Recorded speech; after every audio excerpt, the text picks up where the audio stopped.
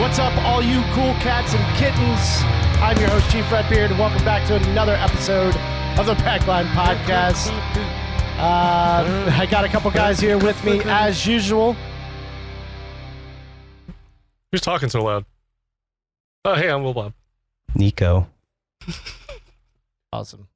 All right, so we got a cool show for you guys today. We're going to go over a lot of different kind of topics here. We've got some really interesting stories that I'm going to be sharing. I think we got some gear talk and some other talks. I got a game. Yeah. You got a game? New game? New game. Ooh. Brand new game. So we got a game coming up. Yeah, so I don't want to give too much of it away. So, But first, awesome. I'd like to talk about a guitar I saw out on Guitar World. A signature Jason Becker modeled guitar from Kiesel. This caught my eye because Jason Becker's like one of my all-time favorite guitarists, and his story is probably the most tragic thing I've ever heard. But it is a guitar, and I sent you guys the links if you want to take a look at it. It's a guitar signed by Eddie Van Halen, Steve Vai, Yngwie Malmsteen, Jason Becker himself, who, by the way, has Lou Gehrig's disease, so he's completely immobile. He can't speak. You know, he's in a wheelchair with an air breather. He can't breathe on his own. And yeah, like, you know, what is it, like 16 other artists signed this guitar, and it went up on sale with autographs. My God. And it's all high-end guitarists, well-known guitarists out there. Excuse me. And yeah, I mean, John Petrucci, Paul Gilbert, Uli Roth, just Greg Howe, you know, and John Five. Wow. Okay. I didn't see some of these names earlier, but yeah, just all these artists signed this guitar, and they put it up on sale on Reverb, and it sold for $26,000. Holy balls, dude! Yeah, I mean, what an expensive guitar. Yeah, I mean, it's a one of a kind, and that guitar itself, I've eyed at myself because it's like, man, I love Jason Becker, you know, and I mean. To me, it's like, if I owned it, I would want to play stuff like he does, but I can't do it, and that's why I don't buy it. Don't you need, like, a certification when you get something like this that's signed? It comes with the authentic certification for the one-of-a-kind, signed by Jason Becker and Kiesel and everything. It's got guitar pick. It comes with accessories from the artists that signed it and stuff like that they've included with it. But, yeah, I mean... I just thought it was super awesome. Like, Jason Becker's like the most tragic story I've ever heard as any, you know, famous person I've ever known. You know, he got stricken at 18, and he was already a child prodigy, you know, and had albums and wrote with David Lee Roth and stuff like that of Van Halen. How did he sign this? That's the thing. I'm not sure whether he can control a wheelchair. I don't know if they put a pen between his toes and Dude, that's messed up, but I don't know. Just they dipped his face or his forehead in ink, and they just smashed his face against the guitar. Like, I mean, you know, like he still writes music amazingly somehow. Like, he writes music. He does everything with his eyes. That's the only thing he can control. What? So his dad actually came up with a device that is now used for people that are immobile, just like him, that lets you type, and you have a speak and spell kind of voice. So you would look around, and it would be like just your eye alone, and it's all muscle memory for him at this point, that he knows which way to look, and the machine's just reading his eyes, and it'll say the letters, or it'll, you know, catch all the letters he's typing, and then it'll say the word as a robot. His dad invented that? Yeah, you know. What talented ass family? What is going on? And he uses that same technology to mini map all these things. He has students that he's taught back in the day that are now the official, like, Jason Becker player. Like, they play as him because they know all of his nuances and tricks that, you know, he used to have. He has so puppets. he would. Basically, like he would write the whole thing out, compose everything. He does a lot of keyboard now, orchestras, ensembles, and things. And and then when he has guitar parts, he'll have one of his students actually perform the music for albums that he's still writing and stuff. That is interesting, but it raises a question that I've always wondered since I started watching Pawn Stars. Yeah. How hard can it really be to fake a letter or a letter of authenticity? How hard is that, or how easy is it? So the biggest thing would be like you would just present it, unless I guess that's the other issue. If the company's gone under, no longer existing, then it's kind of like, how there are. I think it's like a patent kind of thing with someone who you can have that would inspect it and be able to tell certain seals or something like that. Could be, like you can't make it kind of thing or something. I don't know. I'm gonna print screen a letter of authenticity, and I'm gonna go to town, dude. I'm hitting eBay that's what I'm saying. now. If they still exist, and then they go, someone just goes, "Hey, I bought this thing from this guy. Hey, PRS, did you guys write this letter up?" And they'll be like, "No, that's that cardboard box thing that you just bought from somebody. The PRS. That's bullshit." What are you talking about? And you sent us a letter on a napkin. What are you doing? No. This says Christmas authentic. tree. First of all, it says authentic or authentic. Authentic. This Christmas tree was owned at one point by George Washington. Oh my goodness! Here's my letter of authenticity that I found online, and I print screened it, and then I just kind of did a little Photoshop business. So I think even in Pawn Stars, what they do is, they get their experts, of course, and they match the signature. So normally a letter of authenticity is going to have a signature of some sort on there, and then it's a matter of matching that signature. And then there are the crazy checkers out there that can even tell if it was real ink. And he would have used this ink at the time. This is like a modern day ink, yeah. At worst, then it is going back to the original, part of that letter. Whether, let's say Eddie go Van back to the Halen, source who's obviously still alive. Did you sign this guitar? And if the others were real and this and that. So you find something to, check that story out and make sure that it is real. But okay, so I'll dig this hole a little deeper. I need to find and create a fake expert. That's what I need to do. That's what you're saying. This will never end.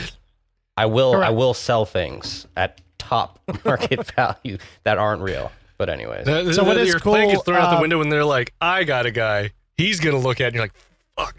Yeah, exactly. That's not who I have. So I have references. In this case, so it does look like it can be confirmed because, or at least for this, Kiesel actually went through and then they took the guitar and they put a clear coat over the top of the signatures so they won't wear off. Mm-hmm. So them and themselves are sticking their name out to say, yes, this is real, this is that, so on. So I'm sure it is. I don't think that's what we're necessarily questioning, but somebody else could be involved to help authenticate the piece. I just now noticed his signature. It's his thumbprint and then kind of like just a really hastily cursive Jason Becker. So I'm not sure how he did that, but the thumbprint, it's easy enough. Someone just dip it and slap it down on it for him. You see this broken jewel? It was on the moon. Anyways.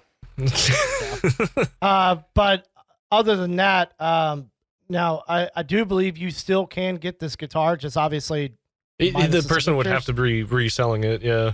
Whoever bought it.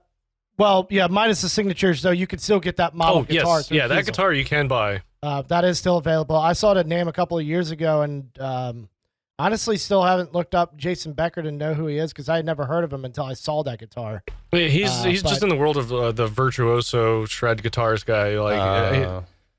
For him, he's a very unique guitar. It's very colorful, and then the numbered frets throughout the guitar. The theme of it is kind of childish, and that's basically because that's where he was as his fame was. He was a child that then, as he got older, got stripped of his physical abilities.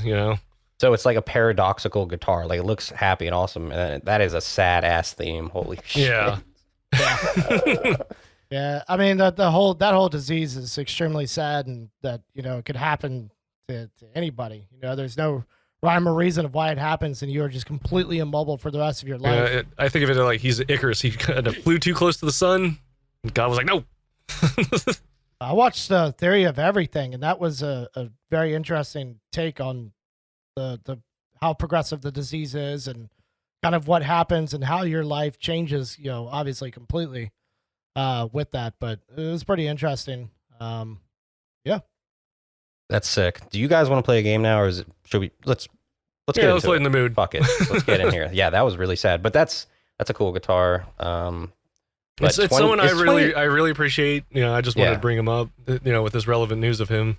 So is $26,000? That's like, they're more expensive guitars. I don't know anything about that world at all. Like, is there like an Elvis guitar that's more expensive? Yeah, no, like you got BB King guitars and stuff like that sell for like hundreds of thousands of stuff. Because they were originally Let's put it this way. By them, yeah.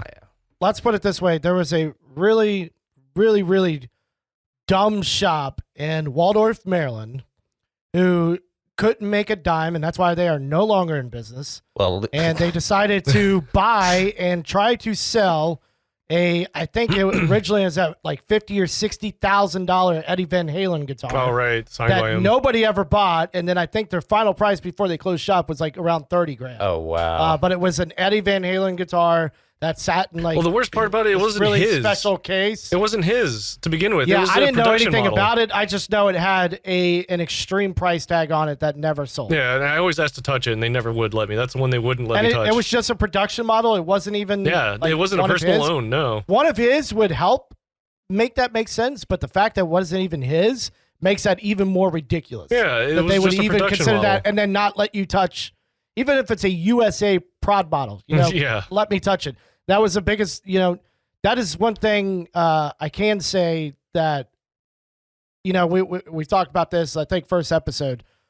Guitar Center is great with stuff like that. They'll let you touch this shit, in hopes that you'll buy it, in hopes that you'll fall in love. Oh yeah, when we saw one like what $6,000 guitar, and we're like, oh look, they got it, and they're like, you want it? You want Wiggle pull it down? And we're like, oh, well, I mean, we were actually in a rush, so we're just kind of, oh man, that's awesome, but we got to go.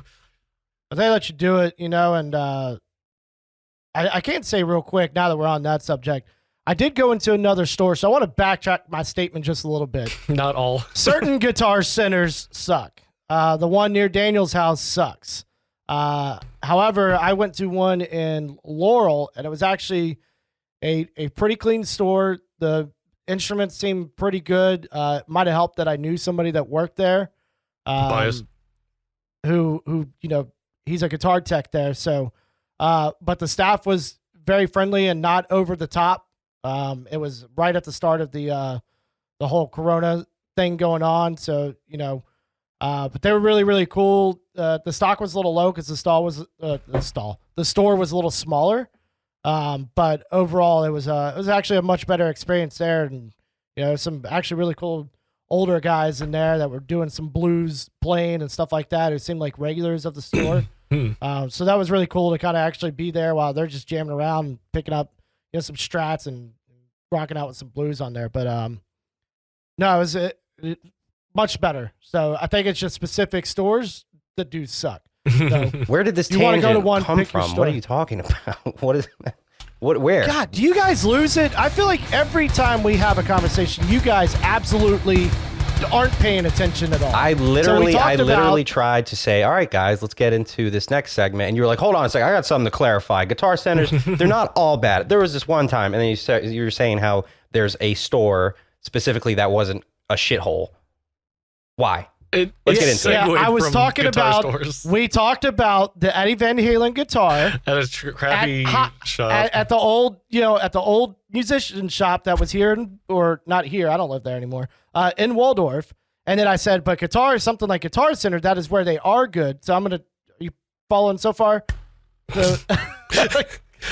Guitar Centers that are good. And then I talked about Guitar Centers real quick. You may start your game. Very cool. I'm glad we took our time to have that riveting story told to us. All right. So again, this game is called The Price is Backline. So what we're going to do, I'm going to show you some images, guys. I apologize for the audio listeners. I'm going to show you some images. Go to our YouTube channel, Backline. And the images are going to be interesting, different musical instruments, right? And then I'm going to show you 4 digits. And you're going to have to guess where the decimal goes. So it's going to, like, for example, if I have a guitar here and it's 1000, you have to decide if it's $1, if it's 10 cents, if it's whatever, $10, $100, $1,000, right?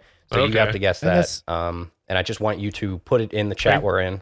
But my default's going to be the second one after the 2. All right, there's his strategy. Billy might make out on this one. So yeah, just put it in. We're going to do a countdown. I want you to put it in the Discord when I hit that 1 or whatever. So let's get into the first one here. If you want to go ahead and click on that link, and then we can describe it if everyone's not on the oh man YouTube. Now you're making me hungry. So here we're looking at, they're taking it in right now, and it's called the Spam Joe. It's a play on words from the banjo. Basically, you have a can of Spam at the bottom. On a couple of back scratchers, it looks like. They do. The necks look like back scratchers. And then there's like one string going up to the neck. So literally a can of Spam. I don't know if it's a replica or if it's like that, because that looks legit as fuck. Like that is a can of Spam. So I'm going to put this number down here, which is 8000. And I just want you guys to figure out, is it $8? Is it 8 cents? Is it $80? Is it $800 or 8,000? All right. I was going to do a countdown, Billy, but you don't seem to pay attention, which is interesting. So here we go. You didn't say anything. Daniel, yes, I did. 3, Daniel 2, said, okay, 1. here we go. Hijack. All right. So 8 cents, Daniel, or 80 cents? 80. Sorry, math. And then Billy says $8 for the Spam Joe. Y'all lowball Spam Joe. It is $80. 80. Oh my God. Wow. Right? Dude. I was going after recycling fees. Right. I was like, okay, so the materials are literal nothing. And I mean, there must be some sort of craftsmanship in this. I just don't understand how this plays. Does that make any sense to you guys? A can of Spam? I mean, if it's empty and all that, it'll resonate in a weird way. Huh. Yeah, well, can it be full of Spam? I need to get my money's worth. No, yeah, that kills all the tone. $80. So the way it's going to work, so it's a single string with some odd frets on here. So we've got really, really wide frets. That's how a banjo is set up too. Oh, is it? Yeah, okay. they have a weird spacing. So, all right. So then that's my fault. So what's happening though is from my best guess, because it's really hard to see, the string is actually going through the can of Spam. So the can of Spam is a resonator sitting on top of the stick of wood, and then that can of Spam, resonates that sound. So as it does it, the inside of that can is what's actually producing the sound. In that arch, there's an arch at the bottom of the frets between the can of Spam in there. That's where their hand would play to pluck it. Okay, I see it now. Yeah. Okay. So it's very well just a one string banjo. It's probably just the high or the low E that they have. Technically, it's a high E, but yeah. Spam. Couldn't tell you. Anyway, moving on to the next one. So it's 0-0. Score at home.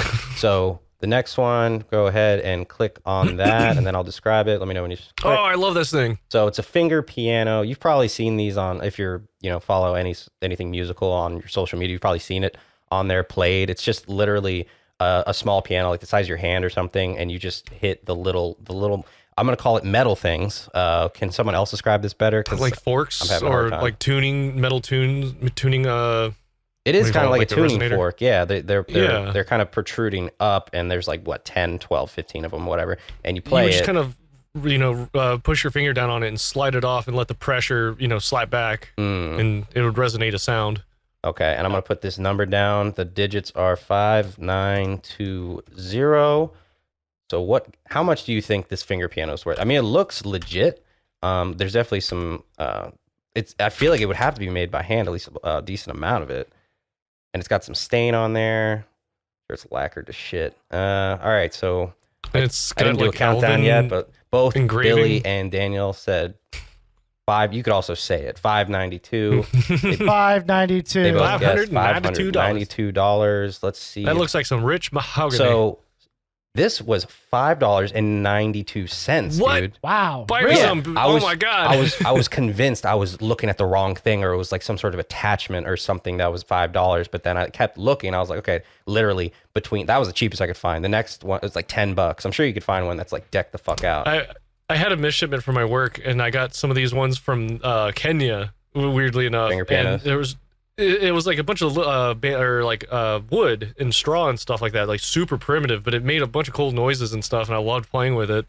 Wish I had one laying around. I don't know where it went. So at that price, it's like, why the fuck? I would keep it just on my desk and just like diddle around with it. Yeah, you know? I mean, we got a Absolutely. box full of them that got misdelivered to us, and we couldn't get it to the right person. Misdelivered. Okay. Yeah, it was like whoever personally or previously owned it, the address didn't exist. They mistyped it, and it somehow ended up in our warehouse. So then it was like, what the fuck do we do with these? So we let it sit there for a whole year. Finally opened it and was like, what's in here? And it's just all these instruments from Kenya. That's a happy accident. So this next one, remember, just look at it. I'm gonna say the digits, and then I'm gonna do 3, 2, 1 right after. I'm still honing this whole hosting thing, so sorry, fucking everybody. We're all learning together. Yeah. So here we go. Going to click on that real quick, and then I'll describe it. Yeah. So this is basically a kazoo, with what I can only describe as an extra horn on top of the kazoo. I would say amplifier. Yep. Yeah, that might be. That's exactly what it does. It makes it just louder. But it, and projects in a direction. yeah. This is called. It looks like an obscene periscope on a submarine. So this is called the Kazubi Wazoo. I think I'm saying Kazubi Wazoo. I already can imagine what you could do with that horn. You could use your hand to cup over it and flange it and stuff. Like, okay, to get like la la la la kind of effect. I was gonna use it as a trash can. So, so the digits here are 3850. So it's just $3, $38, $385 for the Kazubi Wazoo, which kind of sounds like Jar Jar Binks is speaking. I can't type. My decimal key is my mute button, so I keep beating myself. 3, 2, 1, and you could Billy, you could start 3, 2, 1. $3.85. My call too. So you both guessed $3.85. Realistically, I want to do 38 cents, but unless there's some weird store that's also charging 38.5 cents, that would make more sense there. But at that rate, $3.85. True. Okay, so it was $3.85. So you're finally on the board. Woo! 1-1. 1-1. Fantastic. Let's go. I'm gonna pick that up. Well, okay, so the next one, hold on, let me pull this up because I have to actually put in a video track as well as a little clip or a picture, that is, because this one, I looked at it and I couldn't even figure how you're supposed to play it. So if you want to click on that, you can. Oh, yeah. I love this thing too. Yeah, so this is what they use in horror movies. Yes, this is a whale-a-phone. Yeah. I'm going to go ahead and link you guys this thing. Just bear with me. I've always wanted one myself. Yeah, so I was trying to figure out how you play it. It's I can't even describe this. Can anybody describe this thing to anybody? You use a bow, and the bow has like a coarse texture to it, so it's gonna resonate against surfaces it touches. In this homophone, no, whale-a-phone. Whale-a-phone. It's filled with water inside, and the handle is for you to there's a handle dead center of it. And all those teeth that stick out in a odd direction are notes. So when you rub across it, it creates individualized notes. So the smaller they are, the higher pitch, the bigger they are, and longer, the lower the pitch it's going to be. And you just rub the bow across it while wiggling it around, and it warps it. It's like. Are you hearing this, Billy? Did you hear that? Yes, I am, and I'm watching the video. That's what too, I meant. as he's the actual sound effect. Yeah. No, it's insane, dude. That is creepy and awesome. I love it, dude. I mean, there's so many devices out there for horror movies that people have made and engineered, and there's not many. There's like 2 in the world that everything horror movies have just used. Everything's gone digital. I want to backtrack just for a second. Yeah. There are so many devices out there that people have made. There's 2. Yeah, I didn't mean so many, but yeah. What? There's a couple of devices. I'm hearing him screech into my ears right now. I'm getting distracted. Yeah. So. Yeah. So my ears are just resonating right now. This one here, digits are now. Don't say it yet or type it yet. 2900. So is it obviously $2, $29, $290, or $2,900 for the whale-a-phone, which I can only describe sounds like it is literally possessed by a demon or demons. So Billy, start at 3, 2, 1. 2,900. 2,900 I was for gonna the say whale-a-phone. And that's your guess too, Daniel? Yeah, $2,000. You would think, looking at it, $290 for the whale-a-phone, which is bananas. Holy crap. That's my second guess. It looks like, I don't know, it just looks heavy. You know what I mean? And when you see something that looks heavy, you're like, this is, dude, fucking expensive, dude. Well, I would think, obviously, if there's like a... It's not like, to me, it's not manufactured. If it's a mass-produced, right? If it's a mass-produced item, yeah. then obviously you could get that fairly cheaply. That but has to be handmade. if somebody's like hand making these things, to cut those Tune it. poles, Well, maybe there or isn't like a proper holes, tuning whatever to it, so it they doesn't are, matter. down to. Well, they're all different sizes, and I think that's all that matters. What Like, sound it's going to make. Yeah, but it's not like I don't think there's a scale length that's like, yeah, that G note is in there on this tooth or whatever. Yeah, I don't think there's necessarily a note, but to cut those to the proper length and then to put it all together. Yeah. And then I imagine it's a sealed system as well. If there's water or something in there, a sealed system that lets the water do its job but not leak out. From what I remember, that the stick in the center and then the top part of it comes off. And then that's where you can put the water in. And then the bottom part is the resonator with the teeth that are attached to it. Now, for the $290 version, does that come with a bow as well, or do you have to buy the bow separate? I'd imagine you have to buy it yourself. Nico? I don't know, dude. I'm buying this shit. I just looked at the price. I have no clue. But so it's still 1-to-1. Let's go ahead and move to the next photo here. You click on that when you're good.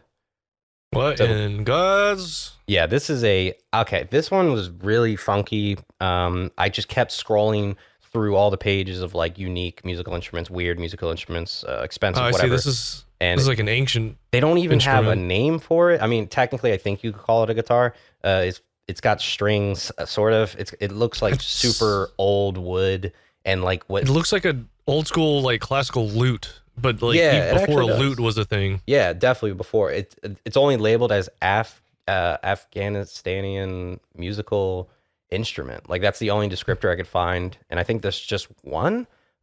Super weird, but yeah, I've never seen one it just like looks this. like Yeah, if you're listening, it looks like the first guitar ever made.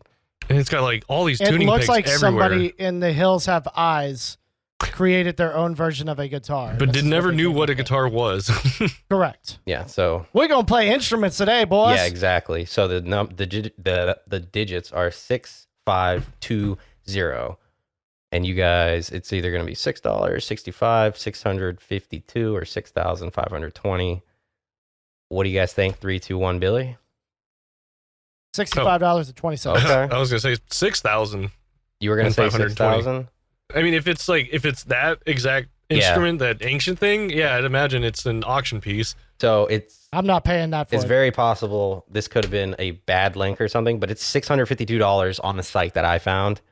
And I couldn't really figure out why. I don't know if they're making replicas. That's why I got $65. Oh, I don't- I'll pay I don't know. $65 as some weird thing to have. Yeah, So because me and him would just jumped over it. yeah, is that like the same price as like a PRS? No, the $6,000 mark would be pretty Oh, close. okay. Yeah. But seriously, Yeah. it's like a $650 guitar. What would that be? You're middle of the road. $650.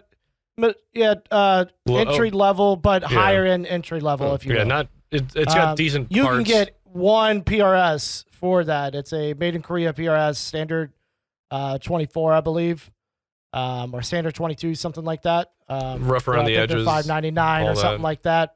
But it's an import model. But the other than that, even most import models that PRS has are $800 to $1,000 depending, or even $1,100 for some of their other ones. But So beginners, I think it'd be a good idea to pick this up. Sounds like a good price. It looks like it has 2 strings that are pick up the extremely loose. PRS. They probably don't do anything. So yeah, That's check how it you out. can cover corn really well. Corn? What? Yeah. Bam, bam, Corn. bam. Oh, that is a low ass tuning. That's for sure. I'm not too sure what that would even be. Oh, let me find this. To me, corn. That's corn to me. It's like That's- as the bass gets. I listened to it was I heard it this morning. I was listening to like Stained Radio for some reason, and that was literally it was just like like I was like, oh, it's corn for sure, and it was. So this next one, let's see. What do you guys think about this? It's tied 1-to-1 still. Is this a piano you play with your fingers? Yeah. So you've got your minor and your major keys. Minor on your left hand, major on your right. Yeah. And do you touch yourself? So you put it's for the listeners is you put these gloves on. They have like musical notations on them, and you literally just tap every finger is a note, and you just tap whatever, and sounds come out. Any of it. surface? Yeah. So it's like pressure activated. Exactly. Kind of cool. The keys, there's keys on the wrist part. So yeah, I guess you've got a treble and probably a bass clef on the the other hand. Oh yeah, Maybe, that makes I don't sense. know. Yeah, treble would be on your right. So you have your bass and your high end, and then it looks like there's also keys around the wrist. I wonder if you could change kind of what range you're in with those keys. If you tap all the Since way you on the only right, have you're on 5 the fingers. high end. Right. That'd be kind of cool. This seems like a very what's the word I'm looking for when it's at the early stages of being made, Beta, like an alpha. idea.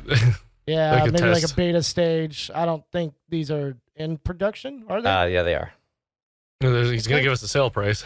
And the digits are 3995. So is it going to be All right. $3? I got it in my head. Not 39, 399, 3000. What do we got? Billy? $399.50. $39.95. Lil Bob's on the board. 2-1. They're $39.95. Then they are probably That's shit. why. It looks like a gimmick. It looks like a gimmick. Yeah, dude. It is definitely a gimmick. It's a kid's toy, is what it is. Yeah. This thing was. I think I've got. Go ahead. I'm sorry. I think I've got a play piano for my son that fucking costs more rocks, than dude. those gloves. Probably. That thing's awesome. I love playing on it.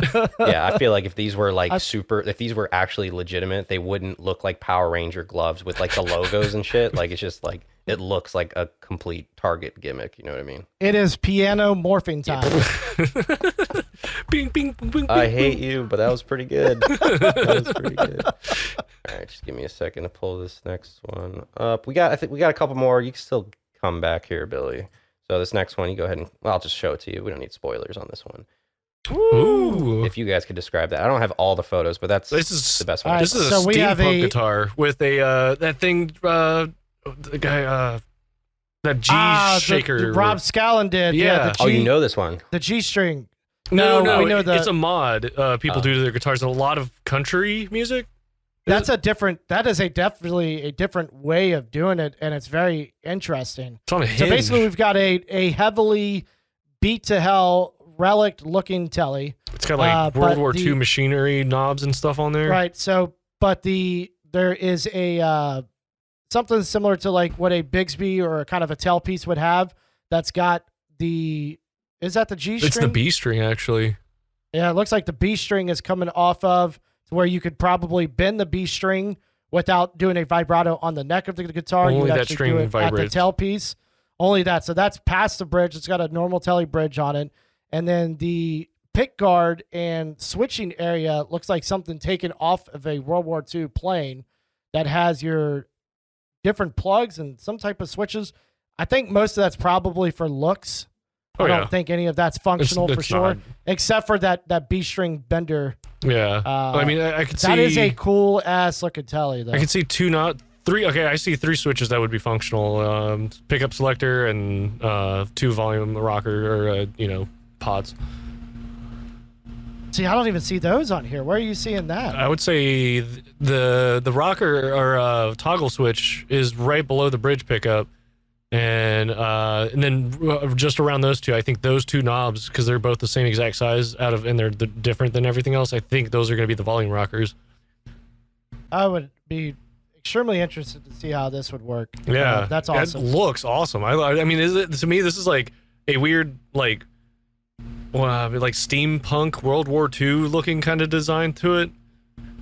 Oh, I see the pickup selector. It's actually near the B string bender. There's a selector down there, all the way bottom right Oh of that plate. yeah. What's the Okay. B string? What you keep saying? What does that do?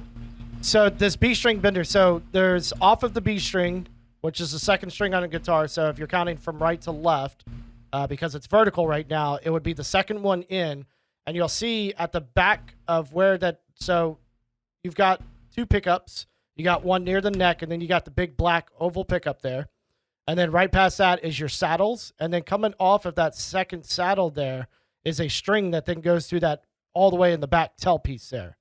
So what you would do with that, it looks like some kind of hinge setup, which is really, really weird. Basically, you would take that hinge and you would move it up and down, and that would bend the string for you. So if you hit the note, it'll kind of bend it and bing. So the purpose is you would hit a whole chord and then you would hit that, and only that one note would vibrate. Only that one note would vibrate. And the others would stay in place. So the chord would sound complete, but then it'd be like a second guitarist was doing like a lead over top of it, doing like a Right. bend on But it. you're doing it all yourself. So it would be extremely popular in something like country, like Daniel had said. Okay. All right. That's interesting. It's a really cool guitar. All right, how much is this guy? Because I the want digits we have 2399. What do we got? That's easy to figure out. You ready? Is it that all right, Billy? What do you think? It's $23.99. Daniel. Yeah. $2,399. Yeah. All the digits are there. Final answer. Yep. You're both on the board again. So it's now Billy with 2, Daniel with 3. I'm gonna update this quick math so I don't. That's still not bad. I don't think that's bad. No. Unless it's like a parts caster kind of thing. Yeah, or like a Squire. That has no actual, like, it's probably some shitty Squire neck on there. So really, you're paying for all the extra stuff, but you're getting a Chinese guitar or whatever it is. You would hope it's an American telly. Actually, no. If it was, the price would be so much higher. Yeah, no, because even an American still, I mean, you can get an American telly right now for $1,000. Okay, so $1,400 to do all the mods to it. You guys think this looks cool? I don't think that's bad. Absolutely. Really? Yeah. I don't know that I'd actually it wouldn't be play my look. it. I don't know that I would actually play it, but it'd definitely be something cool to hang is up. true. Yeah, hang it's up. That's actually a really good. It would be wall amazing. Art. Yeah. Like if I actually had like an actual like studio setup, that would be incredible to have. All right, awesome. So so it is what is it? 3-2. Yeah, 3-2. Yep. Let's go ahead and see if we get a tie, which I have no fucking plan for a tie. So yeah, click on the link. Bam. Okay. So yeah, if you want to describe it really quick, what do we got there? We got the Spectrums Mix app. Okay. Yeah. So it's an app too. So it's an app. You put the ring on. It's got a little flat surface on the bottom. You hit it to correlating colors. So if you hit the ring if you hit the ring on blue, it's going to make a different sound than if you hit the ring on yellow. And you could do that. Apparently, their promotional video shows a guy like going down the street and like hitting like graffiti, like different, just like, you know, making different noises and stuff, playing drums and different whatever comes with it, programs or samples. Yeah, it's got like a light reader on this like little device that would pick up and interpret what color that is, and then whatever color you assign that color to be, it'll play whatever you had set for it. All right, so this is for... So it's like a sample pad. This is for all the beans. We got digits. So go ahead, Billy. I am seeing here too, real quick, you can actually, if your device can handle, I think it's Bluetooth connection. Yeah. So if your device can handle 10, which the iPhone can, and Bluetooth connection, you can have 10 rings on your finger and actually hit a bunch of different things. So it depends on how many connections your device You can imagine take. what made you would Bluetooth. look like such a crazy person, just like, oh yeah, all the colors, every color in the world, the rainbow. You can just go up to the rainbow and play all the Actually, colors. I wonder how. Well, there's some pastels in there, so yeah, I guess it can differentiate. That is true. Almost similar colors, yeah. Like the Okay. the orange crazy. is pretty close to red, I guess. Yeah, that's wild. So all right, so you got a number in 5999. This is for the tie. I got it in my head. You gotta tie it up, Billy. here. Give me a second. You gotta tie it up. Don't Google it. I swear to God, I trust you guys. I think Daniel already did because there's no way. What? I've been sitting here with my hands up in the air. Don't know Check. what I'm to do gonna with my go with hands. 3, 2, 1, $59.99. Same. Oh, It's a gimmick. $59.99. Damn it. $599.99. It's a tie. 90. I'm sorry. They tied this round, but Daniel is the winner. Good job, Daniel. Yeah. All right. 3-0, Victor. He cheated. 4-3 cheated. is the final. He's claiming.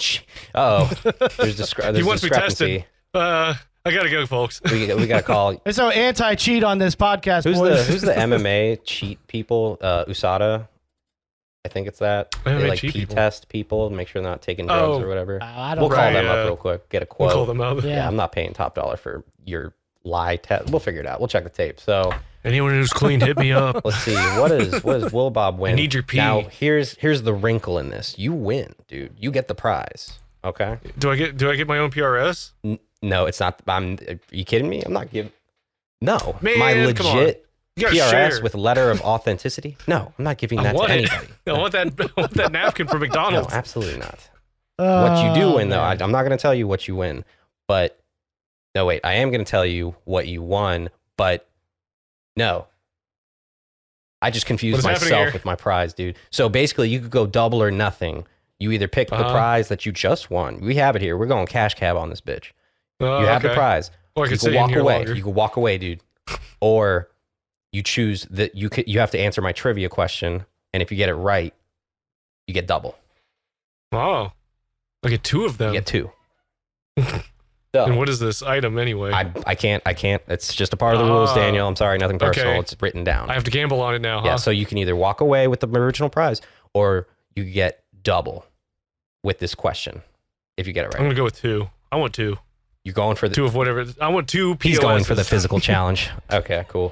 So the question is, and this ties into everything. Okay. What brand of sweatpants am I wearing right now? Fuck. The brand. Now I will say it's all choice? over it. It ties into everything. And you know what it is. You know it. What is Anal. All over, and it ties to everything. double? Think about it. Think about it. Go reach back.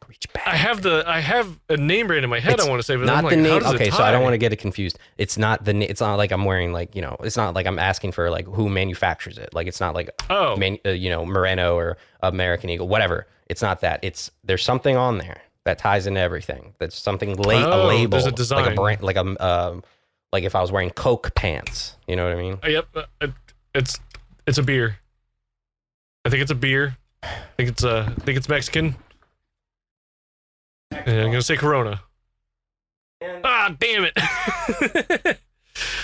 Well, it ties into our second game. I think I gave away the prize. Xbox 360 shirt. okay. Church? See, I was thinking, why are we separated in the first place? It ties it all together. Fair. This beer. Fair. So, oh my God, if it was Corona pants, Jesus, Daniel, that's. I wouldn't put it You past wear you. Corona light beer pants. And you're like, bitch, it'd be Dos Equis. Oh my God. So I can't give you the original prize, but you do get a consolation prize. You get this is an original Tyrannosaurus Rex. I'm going to show this camera first. Oh, it's shiny. Holographic card. It's holographic. These were actually made but when the movie came Jurassic out. Park? Yep, Jurassic Park Tyrannosaurus Rex. Shit. It was a fucking promotional. They came out with a bunch of cards, and I was able to find them. But it's legit. It says on there I'm gonna hang it on my 1992. wall. 1992. Do you have a certificate of authenticity to go Of with course this? I do. Yeah. I'm an expert, Billy. Of course Did I you have have the that. movie ticket that you attended? Right, exactly. So congrats. That's exciting. So Yeah. let's see. What did I not win? Oh, I can't. Let's I'm not tell 'em, showing you Alec. that. Fuck. I should have thought of that. Anyways. So that was fun. I do want to get into something a little crazy Oh, God. here. How crazy are we getting? So everybody knows who Dragon Force is, right? I love them, yeah. Okay, so the designer of Dragon Force logo has Okay. been accused of disemboweling his 80-year-old father. That's fucking metal. That is pretty power metal. It's yeah. pretty fucking metal. Article. Shit. The article I like reads, them before even more today, now. Go on. John Pascal J.P. Fournier was known for his illustration and work designing logos and cover art for such artists as Dragon Force, Avantasia, Immortal, Edguy, Imperial Triumphant, and others. I like all those bands, and that's awesome. wow. This dude is Today- super cool in my book. He killed his father. He was 80. He He disemboweled gotta I go. want his to clarify, father. you were a fan of his work and maybe not his, Not his personal I mean, decisions. I like and- I like the albums, There you and go. the album art was cool. Yeah. You didn't know this man. So now I'm a fan of his. To make it worse, so they reported that the 80-year-old John Paul Fournier was found on Wednesday after being alerted by relatives. His wife, an elderly sick woman, was upstairs when the body was discovered. He was disemboweled and shot in the head with an arrow. Wow. Who the hell has an arrow to shoot somebody in the head? Medieval collection. I don't know. That is the designer of the Dragon pretty Force fucking logo. Viking metal. Jesus. So the next day, the artist JP tried to actually commit suicide by jumping off a bridge. He was not successful. So he was then caught and arrested by police and apparently not injured. So, Not a high jump. but yeah, that is absolutely insane to me. That is insanity. I wonder if it's from being trapped with them, and he's like, "I'm tired of you," or I don't know. So I think he was just having a problem with his life. In a 2019 interview with Metal and Rock for Life, John Pascal Fournier admitted that even an established illustrator will find it difficult to make ends meet financially, and confessed that he had given up trying to make a living exclusively with his art. Fuck. Well, I mean, artists get the shit end of the stick. I mean, they're probably one of the most passionate people out there that, you know, dedicate their talent to on canvas and stuff, and they get bullshit. Like, not everyone could be a who's that, Andy Warhol and crap like that. Like, not everyone could make money off their paintings of puking on canvas or whatever. But yeah, it's kind of the rough end of it. I could totally understand his insanity on this whole thing. I don't know if the Corona business kind of relates into it either, but yeah, this is super. Yeah, this was a couple weeks ago that I think this article came out. Okay. But I thought that was just absolutely no, insane. that's outrageous and sad and just off the wall nuts. Like, it's not just a guy. Yes. It's this guy who is the creator of these fonts and, you know, the artwork that we know anyways and we see as famous and like super, you know. I mean, yeah. But wait. It also wasn't just killing him. He shot him in the head with an arrow and then It literally sounds like an him. Onion story, you know, like it sounds like a complete parody of a murder. Like, it's so wild. It does. No, like, you I would can think imagine that he's in like Europe and stuff, and a lot of those people are just isolated in general. I thought you said he was I mean, Korean. Is that what it was? No. I didn't hear a where's he race or from? anything. So I think it was actually in Ireland.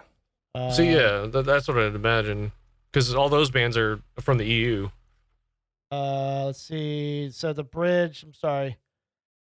Suburbs of Grenoble. Where's this? Grenoble? Grenoble. Sounds like it. It's French, so maybe it's Yeah. actually like in Paris or something like that. Like Okay. Paris Jean and Les Dauphins Librairie. What? Right? Le Dauphin, le blah, blah, blah. Le Paris Jean and Les Dauphins Librairie. That probably means like library. The Library of Dolphins is. Yeah, for sure. They're All right. Yeah, Someone else is crazy that's how out there. foreign languages work. in the Erie River in the town of Saint Martin de Harris, in the suburbs of Grenoble. Yeah, I still don't know exactly where this is at, but yeah, that's it. That's just. I'm gonna need to insane. keep have you continuing that French accent for the rest of the show if you don't mind. It's very good. Show us your traitor the next stuff that I have. I can't do it. So not as crazy. So I've got a little thing for you. So apparently, Jason Newsted, if you guys are unfamiliar with him, he was the old bass player of Metallica during like the Black Album era, I think, Yep. and a couple albums Injustice. afterwards. So he apparently got mocked for years for playing bass with a pick. So I basically I read a quick article. He just got mocked and says that he's not wrong with it. I don't understand why people mock me. But my question to you guys is, do you guys have an opinion on whether or not a bass should be picked? It all comes down to what style of music, to me, honestly. Like, some sound better finger pick than pick, but I like both. No, I don't. No. I've played with. I mean, I'm right there with bass players. I'm the rhythm section, and I've played with both people who play with their fingers and play with their picks. The only thing I can't even. No, as long as they have decent technique using either one. It's like I don't really understand that whole argument. Yeah, if they're a terrible finger picker and they're originally a pick player, it's like, go back to pick, dude. Yeah, I don't really see. Is there like some sort of like? There's a tonal difference. But is there like a conversation in that community of like this is better than this? Oh no, yeah. I mean, there's like bass purists that are like basses should never be touched with a not pick. pick. Yeah. Okay, and that does. And that would be that'd be the realm of bass players. And I guess that does make it more similar to guitars. If you're using in a way, pick. yeah, like banjo players play with their fingers. Yeah, and 'cause that's sometimes such a picks and stuff. specific technique that you would have to have, and you couldn't be, if a purist bassist would switch to guitar, he wouldn't necessarily be able to just go and play it, If anything, basses can be more along the lines of like a classical guitarist. Like, that would make more sense to them how to play a classical nylon string guitar and stuff rather than an electric guitar. So Daniel, when we recorded a song, it's actually the a song that I typically put underneath my gear reviews. What's our intro? You did No, yes, the intro. Yes. Yeah, So the the intro. intro actually to this podcast, that's what it is. Yeah. You finger picked Yeah. a lot of that. I personally. Was there a reason that you decided to finger pick it instead So, of pick it? For me, Because you are a guitar player. I wanted a lower resonant tone underneath everything because the guitars were already pronounced. I didn't want the bass to pop out either. I wanted just to low register it, and fingers are they don't pierce, or you create a piercing resonance out of it. You know, they're smooth, they're fat, round, and already fleshy. Right. A guitar pick would kind of be like a plastic piece hitting the string. It gives it more attack when you use a pick. So you have more attack, so you get a little more high end range. Similar to having like a heavy bass drum, but then you put a trigger or some way to give that attack on there. It gives it like that higher end register that you may or may not want. It depends on the application.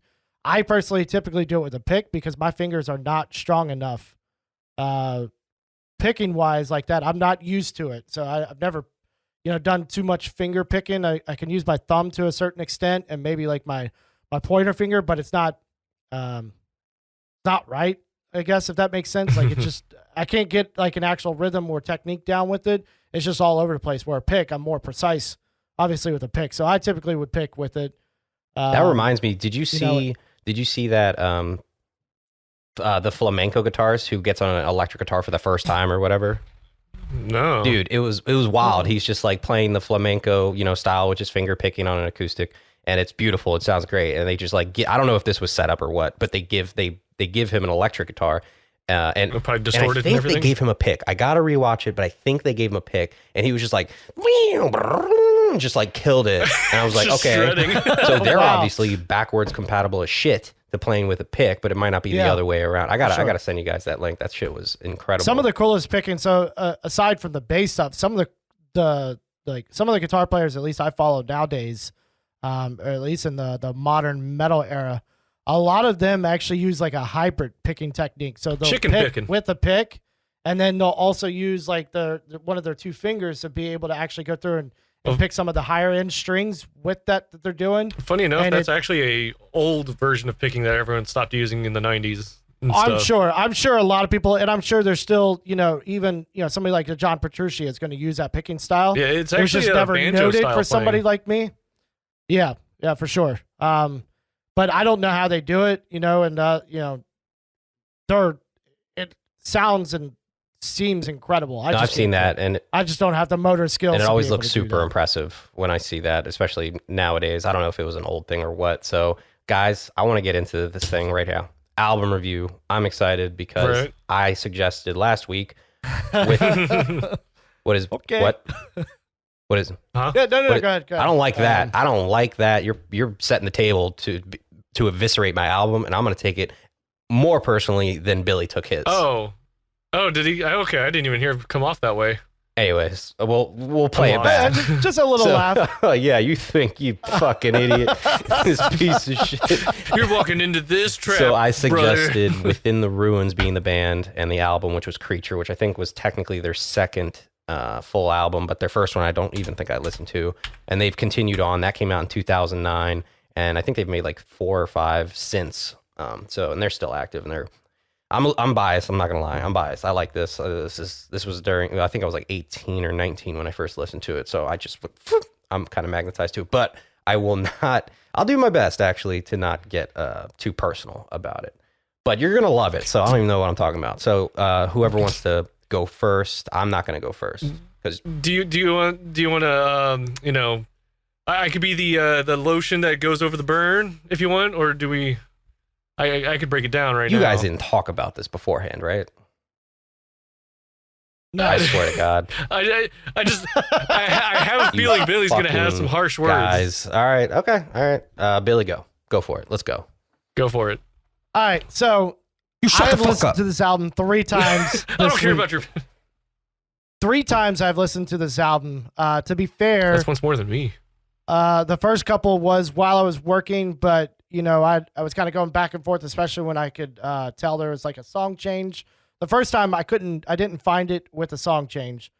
So it just kind of flowed through. It was the whole album as one big stream. And then I the second time and the third time I found it with the song change. And it looks like the third time I actually only got about halfway through. where to start. So sonically, it's pretty good. It's definitely in that early to late 2000s era. Slightly better sounds than what we got in the 90s, depending on what you listen to at the time. The first song within the ruins, the Books of Books, just starts off. It's tight as hell. There's blast beats through the whole thing. And then that first song turned into looks like 10 songs because it just didn't stop. So for me, the entire album, similar to my dislike for August Burns Red, the entire album sounded like one extremely long song. So from a talent and technical standpoint, this is some of the coolest stuff I have heard, and it's right along with exactly what I would have listened to then and still listen to now. Really awesome guitar parts, blast beats, awesome drums, then awesome breakdowns, and it just never ends, but it goes on for the entire album.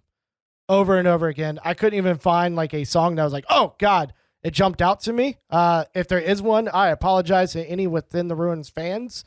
That's like, no, but you got to hear, this song.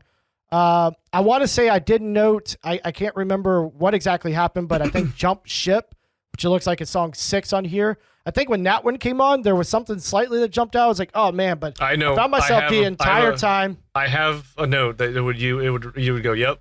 Okay, I get it. Okay.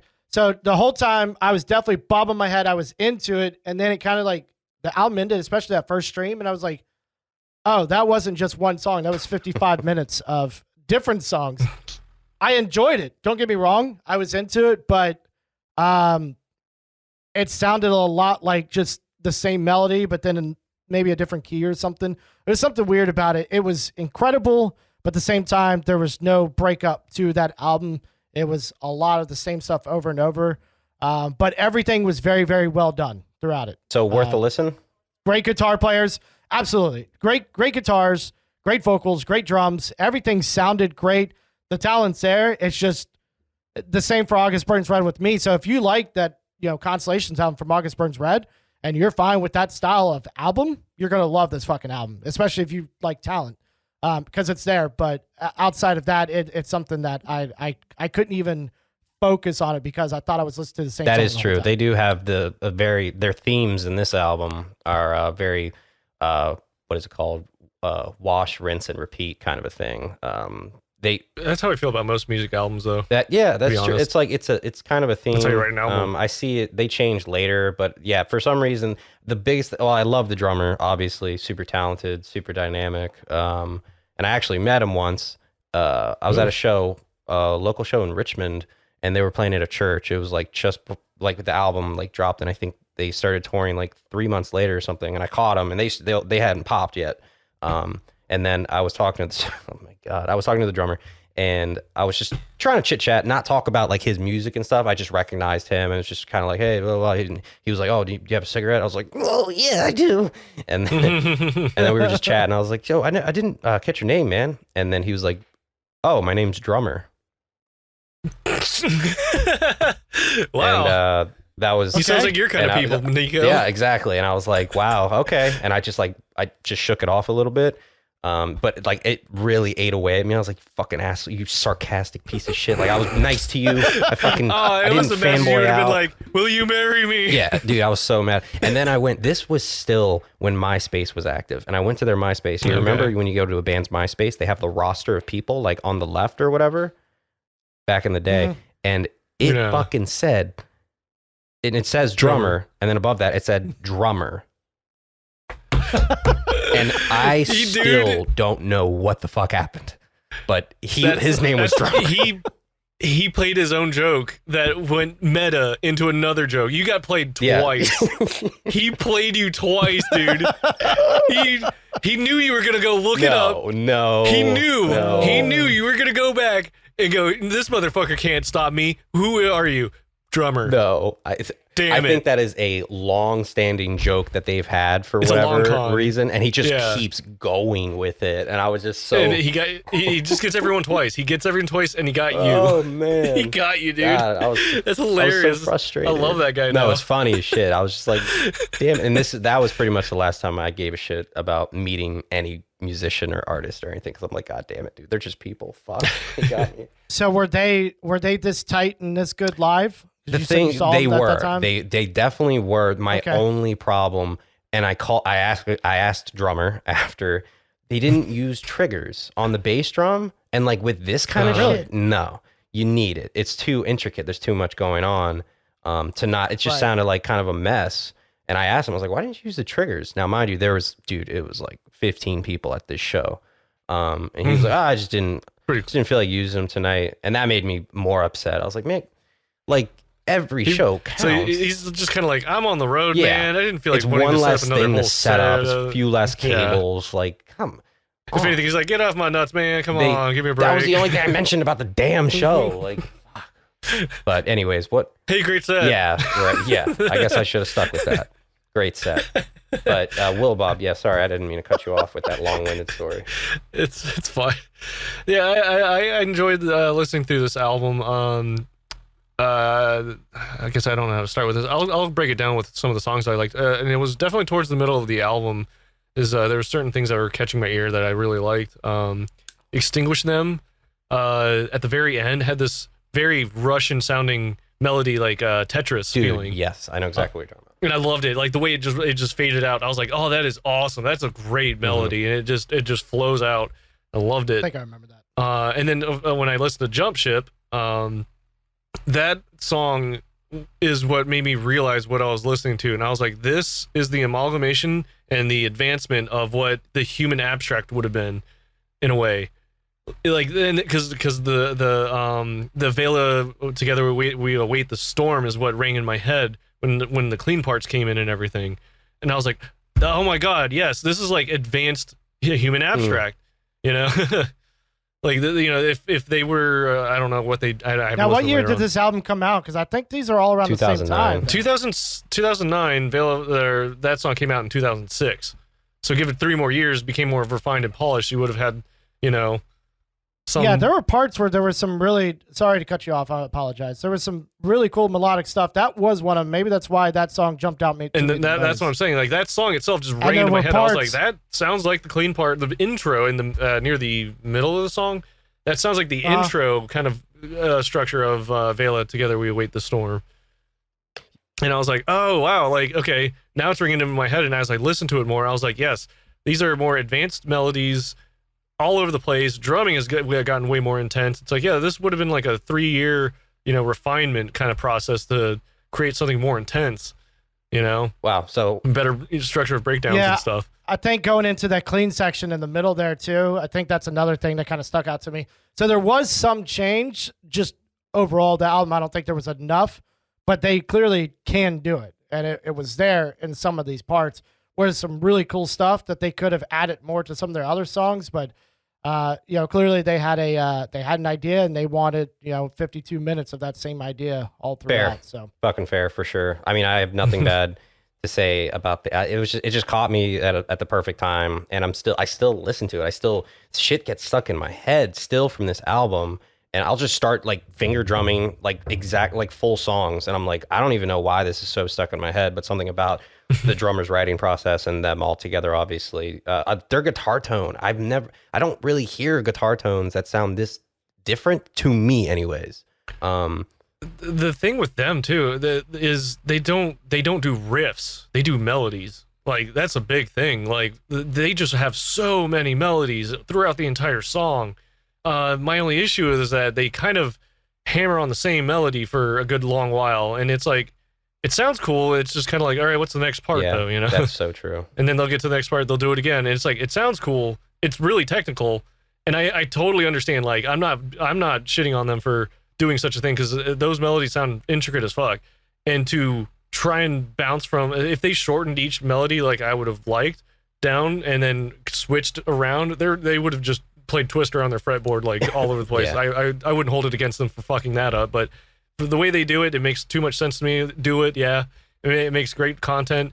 Just personally, it's like I would have liked it to kind of progress a little So faster. they just seem to lack in like varying the album up or the song up or whatever. Like you kind of see it as almost predictable, and it's just missing something. Extremely as far as predictable. structure standpoint, Except and for like everything. that, like I said, that jump ship, unpredictable where they were going with that. Because if I'm not mistaken, that could have been the first time that they threw in something clean or something different in this album. So the fact that it's middle of the road, that was probably perfect because they're like slowing it down, and then they say we're about to come back with the same fucking thing for the next 6 songs.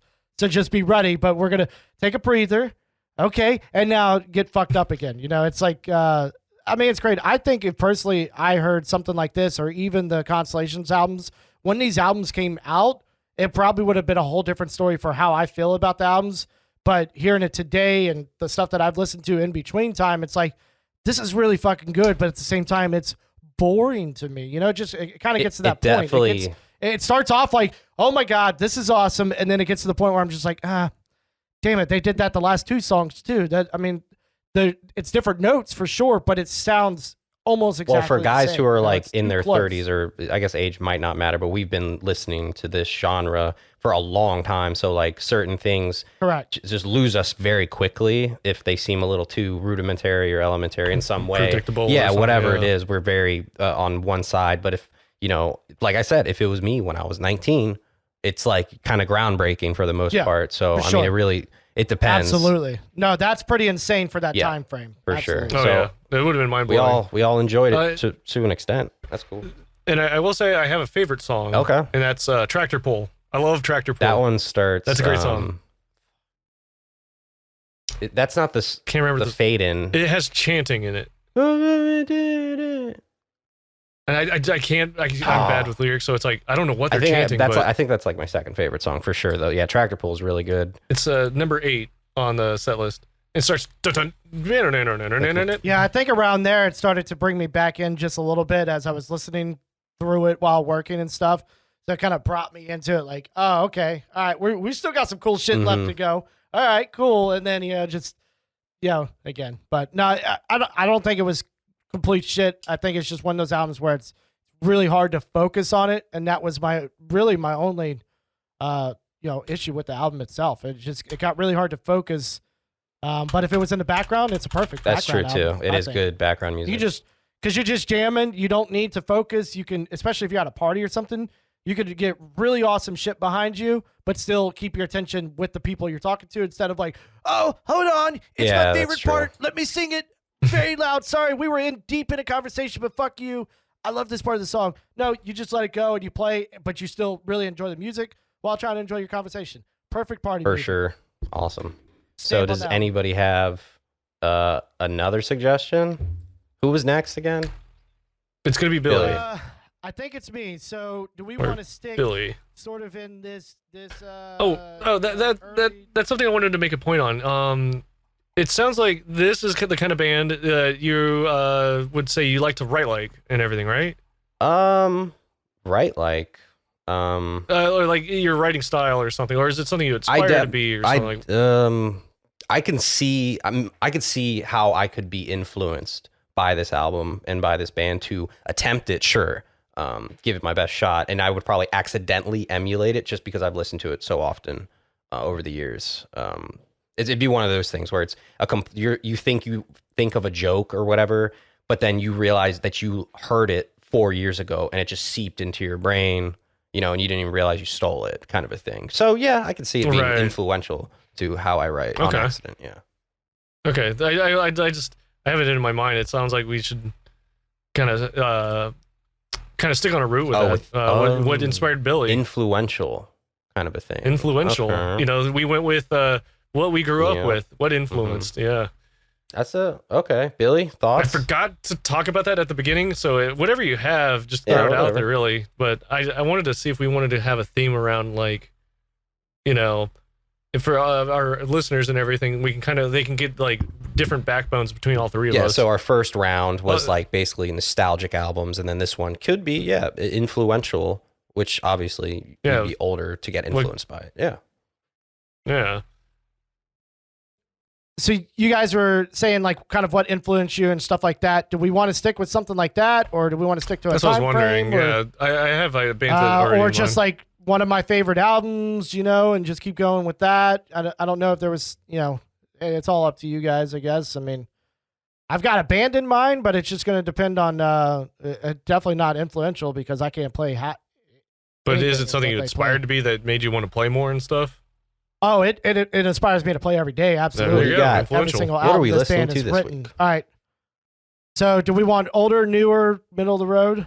No, Daniel matter. asked for options. We didn't give him any. So, or you know what I'm saying? Like that's not. No, we can't be hypocrites. All right, cool. So I've got an album that's been in my head, and I have nonstop been listening to it. So we are going to listen to.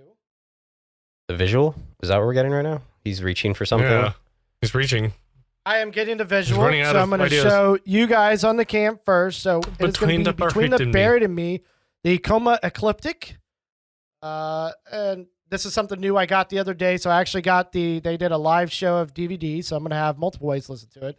So I've got the Blu-ray there. I've got the live show on vinyl and the making of the album, which was also really cool to see. So it kind of ties in the entire album together. But I could say with this album, when I first heard it, so BT Bam is BT Bam or Between the Buried and Me. For those of you who don't know, they're a very, very progressive metal band. And by progressive, they write whatever the hell they want. It's the best genre to fall in if you're a band that doesn't have necessarily the most, one type of sound. Like I imagine, for example, this Within the Ruins, maybe a lot of their albums sound the same or whatever the case may be. Kind of that same style of music. You don't limit yourself to, I'm only metalcore, I'm only, hardcore, I'm only this. I am everything, and I could put everything in there. So when this album first came out, I actually didn't really like it. But I don't know if it came with the couple years of age that it now is out there or what, but at this point I can't stop listening to it. So I would be absolutely happy to talk about that. I'd love to hear you guys' take. So it's going to be different. It's going to be not so heavy, but then there will be parts that are super heavy, but it's going to be pretty centric around everything. I mean, in my opinion, they have one of the best drummers, vocalists, guitar players, bass players, and then the bass player and vocalist also do keys. So altogether, it's not like they're amazing keyboardists, but they can really write some awesome shit on piano, keyboard, and whatnot. So Between the Buried and Me, the Coma Ecliptic. The what? How do you spell that, dude? What? So it's Between the Buried and Me, the Coma Ecliptic, ECLIP. Now I'm trying to say it. ECLIPTIC. Okay. How many songs? This is an 11-song album. It's probably like 3 hours long. How long? I'm joking. like, I don't think what? it's 3 hours, but BT Bam is known to have some pretty long. Yeah, I've never albums, listened to so an album of. I think I've heard like maybe one or two songs of them. So this is gonna be a fresh take for me. I've listened through this album, but it's been a while, so I'd like to revisit it. Sounds interesting. Just because I don't remember what. I'd imagine this is one of their more different albums than usual. It is an hour and 8 minutes long. Wow. Okay. That's pretty long. That's They're almost a little definitely a average. band that can take almost like a theme as well and tie it in. So this album kind of starts with something, and then it almost at the very end sounds like it restarts, but it doesn't. So it's very interesting and kind of what they do. But there's interesting sounds. All right, let's throughout save the it whole for thing. next So week. it's not just metal, but yeah. Yeah. Good stuff. Like I said, I can definitely talk about this yeah. album. But yeah. Anyone got anything else? I've been playing hella RuneScape, and I've also been getting into RuneScape bot farm conspiracy theories. I think I'm running out of things to do officially. If I'm looking at a game that is like 15 fucking years old, and I'm looking at active videos that are coming out about bot farming and how people are trying to bunk it, I think I'm out of stuff to do. I didn't want to get into it, but I just wanted to mention I'm out of shit to do, boys. I need some hobbies, but I did order that electric kit that's coming in. That should help. So pumped. My first, I'm second. excited for you for that. Man, You are going to definitely be set. So just a couple quick things out there. Protest the Hero has dropped a new song. I myself have not had a chance to necessarily listen to it yet, but it is Protest the Hero, so I imagine it's tight. I don't think I've seen anything new out of them in quite some time. So they dropped this on the 16th, and it is called The Canary. And they have a video for it. So be interested to check that out. Trivium also has dropped a new song that, according to Metal Injection, it is fire. And just to cap it off with a big story. So one of the bigger stories out of this week, Ticketmaster has announced they will not be refunding any of your concert tickets that you bought that are now canceled due to COVID-19. Shut the fuck up. So they are in some super hot water. So I think they have somewhat changed it where the fine print reads that if the show has been rescheduled or scheduled for a later date, you will not get refund. If it was straight up canceled, which isn't really happening, most of these shows are being postponed. If it was canceled, I think, and don't quote me on this, but I think you can get your refund back. So there are definitely government officials in all over the world investigating this because it's kind of ridiculous, but it's a good and a bad thing. If Ticketmaster was to refund everybody's money that is paid for concert tickets, throughout the year that have been canceled or postponed for that matter, they could definitely go out of business because they don't have any more money because they gouged the fuck out of you on concert fees.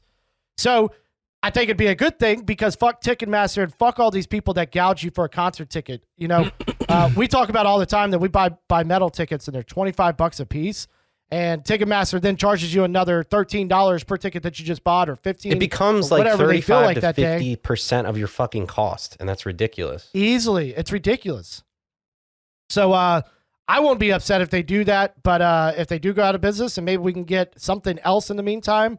But I have kind of read that experts, so to speak, are claiming that there probably won't be any live shows at least until next year. They're I basically don't think saying anything that's a big, going to large be happening public gathering. this year. People are going to be afraid of it.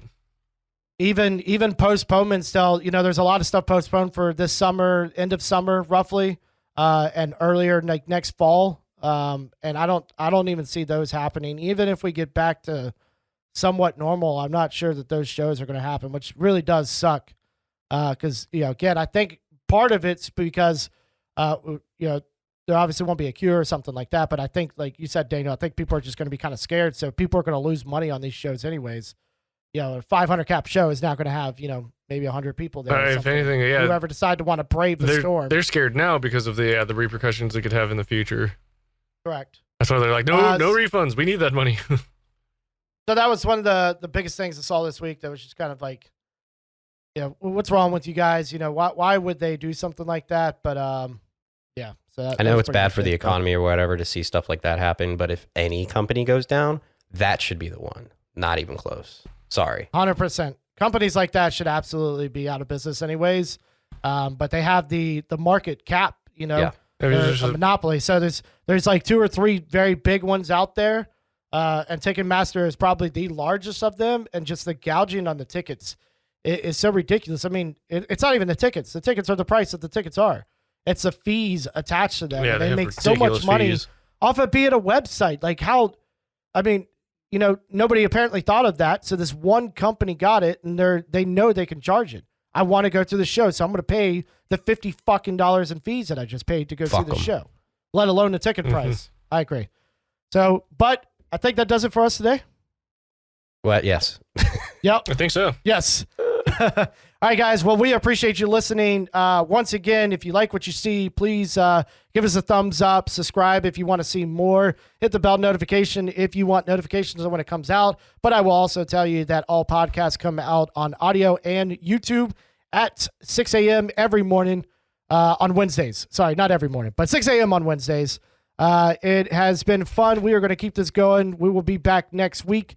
Also, we are now on Instagram. So if you want to see us, we are at Nico. We're at the my phone is actually I don't know. The Backline pod. The Backline. Wow, we're Smash so Pass. Wait, good. is it Is it the back? I'm pretty sure over under. It's the backline pod. I made it, so I should know this, but I'm pretty sure. Is it just the backline podcast? It is the backline pod. It will also have the same Told you. picture that we have on the YouTube and all of our sites. So you'll be able to see some clips there. We're going to start posting more and more there, make it a little easier for people to interact with us.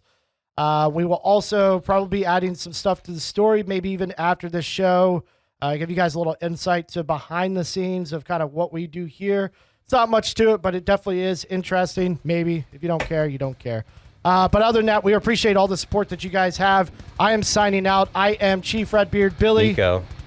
We've got Nico and Automaton. All right, guys. Thank you for watching. We hope you enjoyed and have a great rest of your week. Bye. Bye-bye.